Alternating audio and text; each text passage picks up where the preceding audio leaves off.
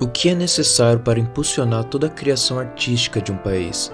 Nem sempre é necessário uma tragédia, mas no caso do movimento do expressionismo alemão no cinema, foi justamente isso.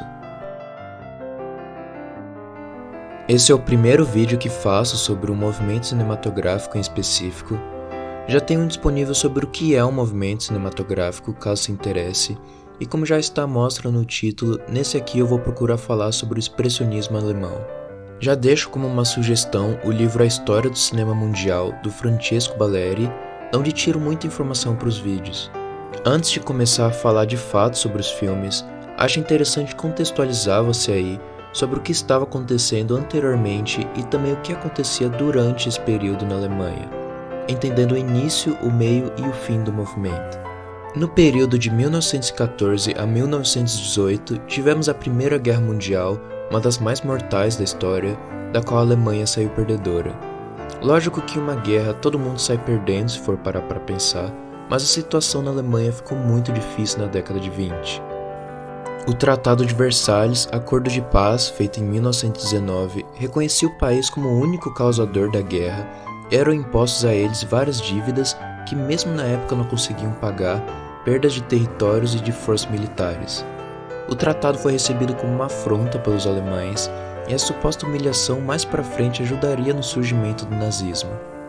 Economicamente, e um de mal a pior, houve aumento na inflação de até 143 trilhões por cento e todo esse estado psicológico seria transportado para as telas. Antes de 1920, o país, assim como todos ao redor, começava a experimentar o cinema. Porém, os próprios críticos alemães não consideravam que o que era produzido foi de muito destaque, a não ser talvez por O Golem de 1915, e que já apresenta algumas marcas do que veríamos no movimento. Uma quantidade enorme de obras foi perdida com a chegada da guerra. Nesse ponto, a Alemanha já possuía 130 produtoras de filmes, focando na produção nacional, já que desde 1916 eles fecharam totalmente as portas para o cinema estrangeiro. Em 26 de fevereiro de 1920 é que temos então o que é considerado o marco inicial do expressionismo alemão, o Gabinete do Dr. Caligari, dirigido pelo Robert Wiene. Antes ainda de prosseguir para o primeiro filme, acho bom esclarecer o que é o expressionismo em si, que não esteve presente apenas no cinema. Foi algo que chegou na literatura com escritores como Franz Kafka e nas artes plásticas no início do século XX, muito por conta daquele clima pós-guerra. Ao contrário do impressionismo, que buscava capturar a realidade, o expressionismo não tinha essa preocupação com pinturas, por exemplo, que já não se importavam em terem formas deformadas, uso de cores vibrantes e obras com conteúdo já não tão inocente. O Grito, de 1893, de Edvard Munch, faz parte disso e se assemelha até ao que surgiria no cinema. Finalmente, chegando ao expressionismo alemão em si, sendo esse termo usado pela primeira vez já em 1911 pelos críticos. E o que é o expressionismo? Posso em um primeiro momento reduzir a tentativa de criar imagens que não precisam ser belas, em ambientes distorcidos, atuações bem exageradas e medonhas, temor até mesmo de sombras, tudo isso para tentar filmar todo o medo, a loucura e a paranoia de um povo. E todas essas sensações estão presentes em O Gabinete do Dr. Caligari. Caligari chega em um pequeno vilarejo holandês com uma peculiar exibição. Ele hipnotizou Caesar, que está adormecido há 23 anos. Quem quiser pode se aproximar e pedir por uma previsão ao sonâmbulo. Um rapaz tenta isso e acaba recebendo o presságio de que será morto. E é exatamente o que acontece, lançando então um caos sobre a população. Quem assistiu já sabe que esse filme tem o que talvez seja um dos primeiros plot twists de todos os tempos, o qual não quero spoiler, e que deixa tudo ainda mais sombrio. A relação entre Caligari e Caesar tem a teoria mais bem aceita de que se refere aos soldados alemães que obedeciam qualquer ordem sem pensar, como se estivessem hipnotizados. O que mais se destaca, claro, é a genial fotografia. Assim como o contraste que eu disse sobre o impressionismo e o expressionismo, em Hollywood o ambiente era montado de forma mais realista possível nos estúdios para gerar uma imersão do público, muito ao contrário do que acontece em O Gabinete do Dr. Caligari. As sombras são pintadas à mão no cenário, esse que até aparenta ser de madeira, como costumavam ser, mas não, eram panos. A direção de arte cria cenários distorcidos que externalizam a loucura dos personagens, sejam em lugares claustrofóbicos confinados, ou em outros amplos e abertos, mas que de todo modo os deixam isolados. O filme, que é considerado o primeiro terror de todos os tempos, foi um completo sucesso nas bilheterias, teve a sua importância e influência reconhecida já na hora e ainda bem conseguiu sair do seu país de origem. A moeda alemã estava tão desvalorizada que o filme conseguia se vender para o exterior muito facilmente. É desnecessário dizer quão grande foi a influência desse filme que alavancou em uma leva de produções semelhantes. Porém, vale lembrar que não eram todas as obras alemãs desse período que faziam parte do expressionismo. Tinham centenas e centenas de produções e apenas uma ou outra acabava se encaixando nessa estética, assim como não eram todos que procuravam propositalmente se encaixar no movimento, tanto que Robert Wiene não sabia que com Caligari estaria iniciando algo tão grande. Ainda em 1920, temos O Golem, ou Como Ele Veio ao Mundo, de Paul Wegener, uma releitura daquele de 1915. A história é baseada em um conto judeu, onde o Rabino Lu tenta salvar seu povo dando vida justamente ao Golem. Aqui, talvez comece uma leva de filmes com personagens tentando adiar o inevitável, assim como em A Morte Cansada, de 1921, um dos primeiros filmes do Fritz Lang, um dos diretores mais importantes do cinema alemão. Esse aqui influenciou bastante o sétimo selo do Ingmar Bergman.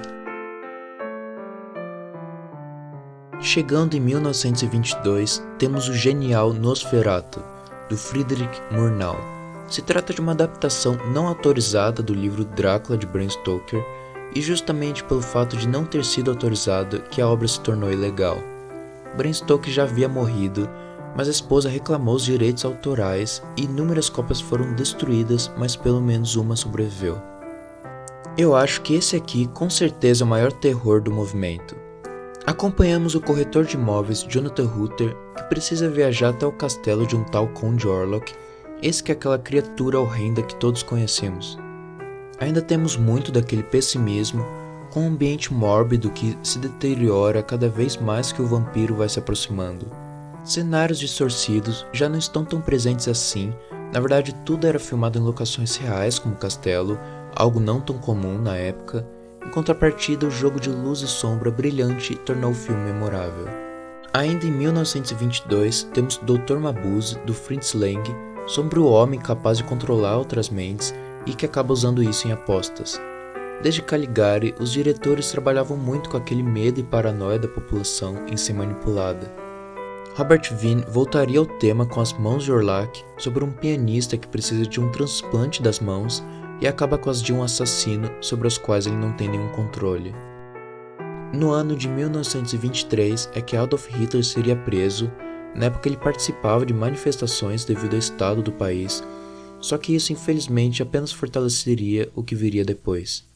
As coisas começavam a clarear um pouco, o país aparentava estar se erguendo e filmes perturbadores e sombrios já não eram tão chamativos assim. Em 1924 temos A Última Risada, também do Friedrich Murnau, que já foge totalmente do terror, contando a história de um porteiro de um renomado hotel que acaba demitido e então perde todo o seu status social com as pessoas ao redor. Esse filme talvez não seja tão lembrado quanto deveria, mas foi aqui que pela primeira vez a câmera conseguiu dar um zoom. As ferramentas, claro, ainda eram muito pesadas, então para alguns planos colocaram tudo em um carrinho para então conseguirem deslizar para onde quisessem. O filme não possui um intertítulo sequer, ou seja, aquelas cartelas que mostram diálogos ou o que alguns personagens estão sentindo, por exemplo. É uma história completamente visual. Diziam-se que após a metade da década a qualidade começava a cair um pouquinho e que começava a se repetir, mas é passando para 1927 que chegamos no monumental Metrópolis do Fritz Lang.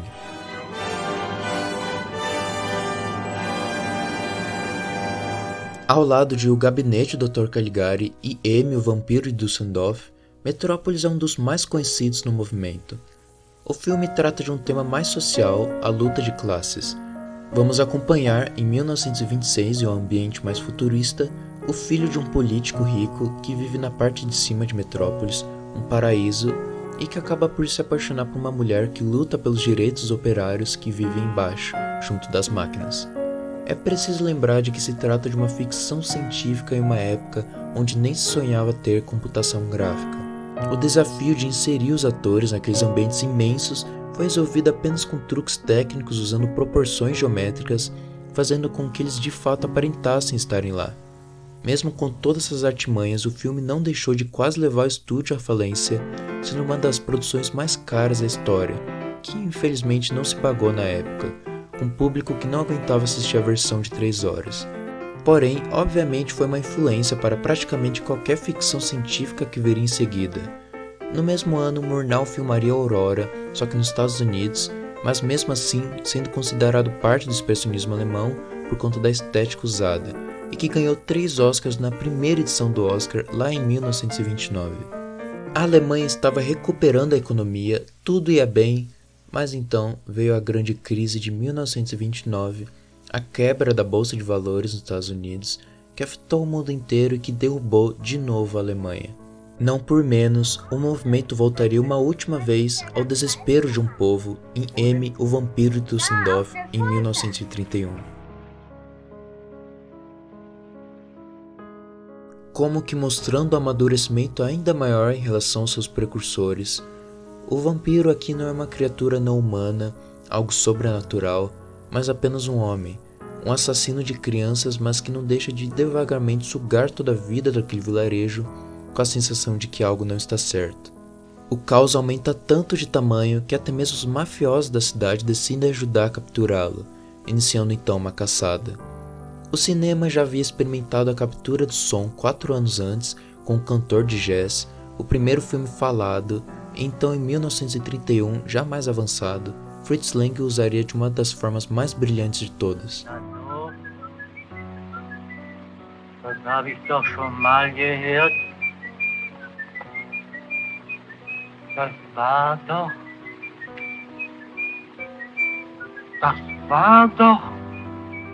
O assassino possui um assovio particular que acaba sendo reconhecido por um cego. Aqui eu posso tirar um trecho do mesmo livro que eu citei no início, A História do Cinema Mundial, então abre aspas. No filme, Fritz Lang privilegiou o sentido humano mais ligado à irracionalidade. Estou ouvindo coisas, e não a visão, ver para crer, geralmente associada à razão. Ao final, vemos uma população desesperada em culpar e julgar alguém por aquele sofrimento, e por mais que o vampiro fosse de fato um monstro, ele não era o único ali. Em nome do suposto bem maior, eles decidem apoiar e obedecer cegamente aos mafiosos. E 2 anos depois veio o nazismo. No livro De Caligari a Hitler, do Siegfried Kracke, é dito que de uma forma ou de outra, os artistas alemães pressentiam para onde o país estava caminhando. O movimento em si, claro, terminou de forma abrupta em 1933, diversos diretores fugiram ou foram exilados, alguns ficaram e trabalharam para o partido nazista. O próprio Fritz Lang foi convidado pelo ministro da propaganda nazista, Joseph Goebbels, porque aparentemente Hitler apreciava muito seus filmes. E até mesmo várias das construções dos gabinetes e instalações se inspiraram em Metrópolis.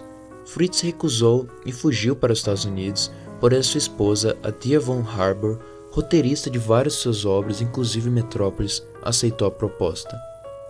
Ao fim já da Segunda Guerra Mundial, os diretores não se sentiam confortáveis e capazes de voltar ao país e dar continuidade ao expressionismo alemão. A Alemanha então durante décadas ficou no limbo em relação ao cinema. Só na década de 60 surgiu uma nova onda de diretores, como por exemplo o Werner Herzog, René Fassbinder, Wim Wenders, que não abordariam apenas o trauma da Segunda Guerra, mas também outros temas, surgindo então o novo cinema alemão, mas que é material para outro vídeo. Bom, esse aqui foi o meu vídeo sobre o expressionismo alemão, eu espero mesmo que tenham gostado, deixe um like, se inscreva e até a próxima.